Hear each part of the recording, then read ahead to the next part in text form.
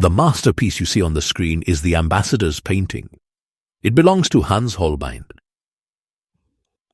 It's a magnificent painting made in 1533, and it's currently on display at the National Gallery in London.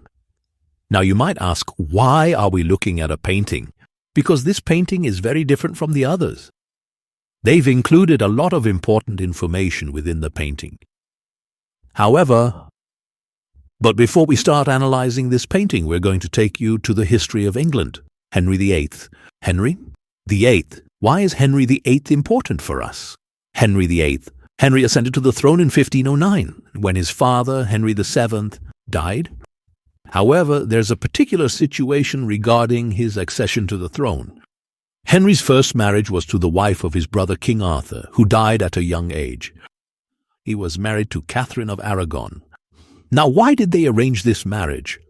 Because England and the connection with Catherine of Spain, whom we call Aragon, was necessary for the continuity of England. So, in fact, it was a political marriage. Henry VIII. Henry and Catherine of Aragon had many children, but unfortunately none of these children survived, except for one. That one is Mary. Now, Mary is the only one who survived, but Mary is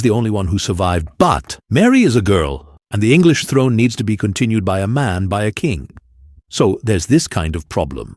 There is no heir to the throne. King Henry VIII thinks the problem lies with Catherine, and he falls in love with Anne Boleyn, who is a maid working for Catherine. There have been a lot of tabloid-style TV series made about this. But there's a little problem with falling in love with Anne Boleyn. He wants to divorce Catherine and marry Anne Boleyn. He even wants to have sons with her. But this time, the Pope doesn't allow it. Why? Because the Pope is involved again. If you ask, Pope Clement VII has a connection with whom? With Charles V, who is the Holy Roman Emperor and King of Spain. To Charles V. Since Charles is the Holy Roman Emperor, he also has influence over the Pope. He also tells the Pope, Catherine is my aunt. He says, don't let Henry leave my aunt like this. So the Vatican, or rather, Pope David, does not allow Henry to divorce Catherine. Actually, Henry VIII doesn't really like the Pope. In fact, he doesn't really like the Church either. He has quite a few problems with the Church. There are wealthy lands in England managed by the Church. He wants these lands for himself. At the same time, he is very bothered by some of the payments made because of the Church. He wants to both increase his personal wealth and have a more independent, powerful structure.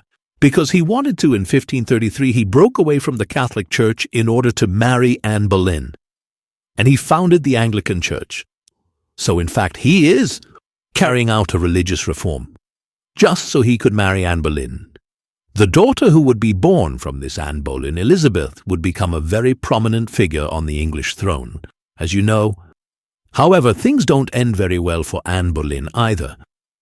After a while, Henry VIII, she falls out of favor with him and is executed in a very brutal way. Now, if you say we've heard enough English history, let's move on to this painting. The Ambassadors, painted by the magnificent Hans Holbein, was created in 1533. So it was painted while King Henry of England was still alive and because of his wedding to Anne Boleyn. How so? You might say, but neither Henry VIII nor Anne Boleyn are in the painting. At least Catherine could have been there, but none of the three are present. On the left side of the painting, you see Jean de Danteville. He was the English ambassador in France. It's believed that he was in England because of this wedding. On the right is his friend, who was already in England at the time, another French diplomat, Georges de Selve. He was both a devout religious figure, a bishop, and an ambassador. As for Hans Holbein, he was a Swiss painter. But he lives in England, and King Henry VIII, he also holds the title of court painter at the same time. Now don't forget this here. When we analyze the painting in a moment, you need to understand this. There is a great disconnect and confusion between the church, science, politics, and religion. The formation of this church, the Anglican Church, and the separation from the Catholic Church are all depicted in the painting. The person we call Jean de Danteville is a wealthy individual. It's already obvious from his clothing. He wears a luxurious outfit with a fur-lined cloak. We see that the friend standing to his right is dressed more modestly due to his religious identity. He has a fur cloak, but on the dagger of the one on the left, on Jean's dagger, It says he is 29 years old, a very fine small detail. On the book that the one on the right is leaning on, it also says he is 25 years old. At the time this painting was made, Hans Holbein is a genius. What do I mean by genius? He captured details down to the threads of the carpet on the floor. Just imagine. He can make you feel the texture of the thread. Moreover, on the table that these two people are leaning on, there are many items ranging from art to science, even to astronomy. Of course, each of these has its own meaning. As you can see, on George's side, there are astronomical instruments used to measure details like sunlight and the sky, as well as mathematical instruments. Starting from the left of the top shelf, among these items are a shepherd's dial, an equinoctial dial, a quadrant, a sundial, and the book that George is leaning on. On the globe here, even the location of Jean's chateau in France is shown. Just think about that. If we look at the bottom shelf, to the left, closest to Jean de Dinterville, there is another globe. This is the terrestrial globe. On this shelf, there are mainly musical instruments and hymn books. The closed book on the left is an arithmetic book, and it refers to a book made by the German Peter Apian in 1527. It is known to be the actual book itself.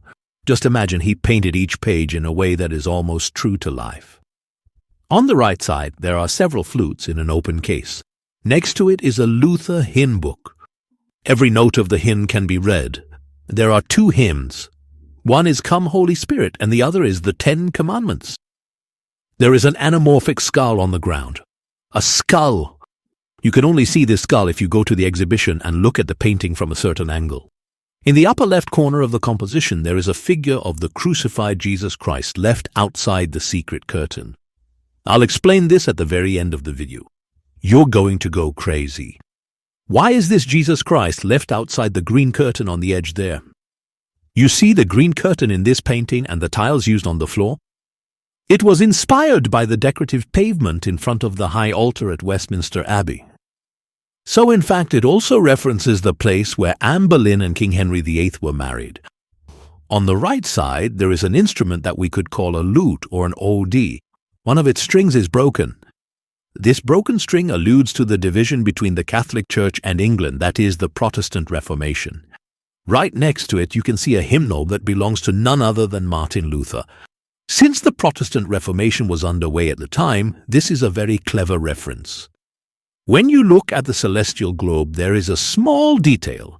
It shows the sky as it was on April 11th, 1533, the very day the painting was made, Good Friday, exactly 1,500 years after the death of Jesus.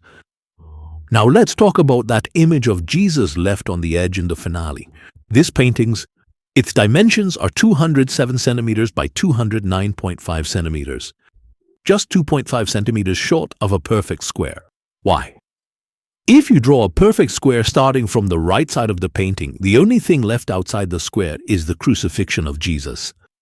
It remains outside the painting when you draw a perfect square. Now you can draw quite a bit of meaning from this. There's a reference to the Catholic Church in the pursuit of perfection, of course. Jesus needs to fall outside the painting.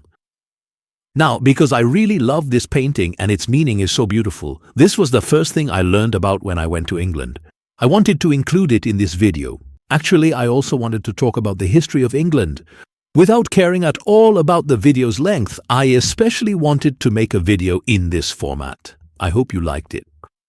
Previously, I analyzed the Arnolfini wedding on my other channel. That one is also very enjoyable. If I can actually find that video, maybe I could add it to the end of this one somewhere. That would be great. I hope you enjoyed it. See you in the next video.